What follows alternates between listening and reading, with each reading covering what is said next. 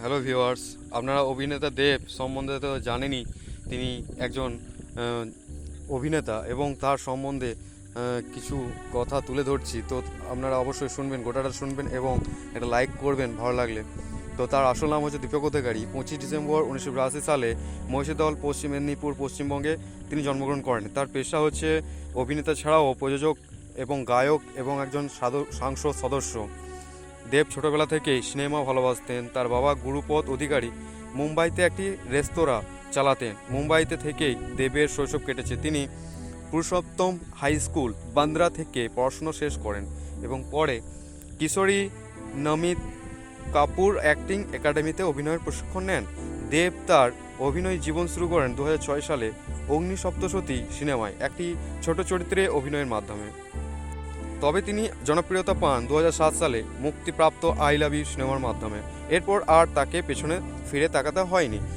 তার উল্লেখযোগ্য কিছু সিনেমা ছিল চ্যালেঞ্জ 2009 সালে, সেটা খুব সুপারহিট হয়েছিল। পাগলু 2011 সালে, সেটাও ব্লকবাস্টার। খোকাবাবু 2012-তে, চাঁদনি 2013-তে, চাঁদের পাহাড় 2013। তার কেরিয়ারে একটি মাইল ফলক একটা মুভি গভীর হয়ে ওঠো 2017, ভিন্ন ধারার সিনেমা গোলন্দাজ 2021-এ হয়েছিল। নগেন্দ্র প্রসাদ সর্বাধিকারী চরিত্রে ফিল্মফেয়ার অ্যাওয়ার্ডস পেয়েছিলেন।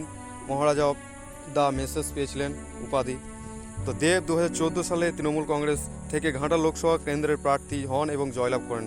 বর্তমানে তিনি সাংসদ হিসেবে সক্রিয়। দেব শুধু বাণিজ্যিক সিনেমার নায়ক নন, তিনি ধীরে ধীরে ভিন্ন ধারার সিনেমায়ও কাজ শুরু করেছেন। একজন অভিনেতা, প্রযোজক এবং রাজনীতিবিদ হিসেবে তিনি বাংলার অন্যতম জনপ্রিয় ব্যক্তিত্ব।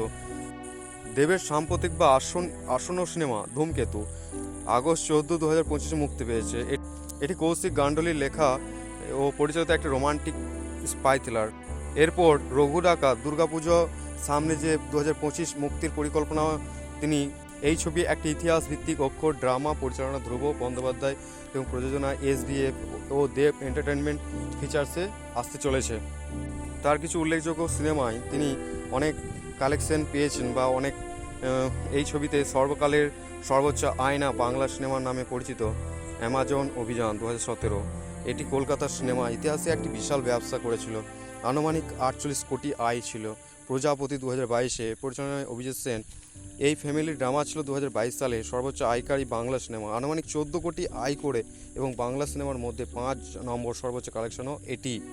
প্রধান 2023 দেব অভিনীত ও প্রযোজিত এই সিনেমাটি ছিল বড় স্ক্রিনে বড় সফলতা। 125 দিনের দীর্ঘ চলার পর এটি 2023 সালের অন্যতম দ্বিতীয় সর্বোচ্চ আয়ের বাংলা সিনেমা হিসাবে প্রতিপন্ন হয়। তবে মোট আয় সম্পর্কে নির্দিষ্ট সংখ্যার উল্লেখ নেই।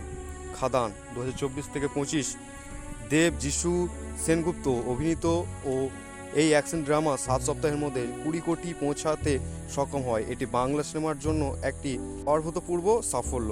15 দিনের মধ্যে প্রথম সপ্তাহে 6,60,000 এবং দ্বিতীয় সপ্তাহে 4 কোটি টাকা। এর সাথে 15 দিনের মধ্যে মোট নেট আয় ছিল 11.95 কোটি। তো ধূমকেতু 2025 ছবিটি দেব ও শুভশ্রী গাঙ্গুলির পুনর্মিলন বক্স অফিসে ইতিহাস সৃষ্টি করেছে। টেলিগ্রাফ ইন্ডিয়া অনুসারে প্রথম দিনে 2.1 কোটি রেকর্ড হয়েছে, যা বাংলা সিনেমার সর্বোচ্চ ওপেনিং ডে কালেকশন। অন্য একটি সূত্র দাবি করে ওপেনিং ডে গ্রস 1.25 কোটি। কিছু আধিকারিক প্রকাশনার তথ্য ভ্রষ্ট বা আনুমানিক হতে পারে। তো এই ছিল দেবের বা দীপক অধিকারীর তার অভিনেতা জগতের একটা জীবন সংগ্রাম। তো অবশ্যই একটা লাইক করবেন এবং ভিডিওটা যদি ভালো লেগে থাকে, এরকম ভিডিও যদি আরও পেতে চাও তাহলে চ্যানেলটা অবশ্যই সাবস্ক্রাইব করে রাখবে। দেখা হবে আবার একটা নতুন ভিডিওতে। জয় হিন্দ, বন্দে মাতরম।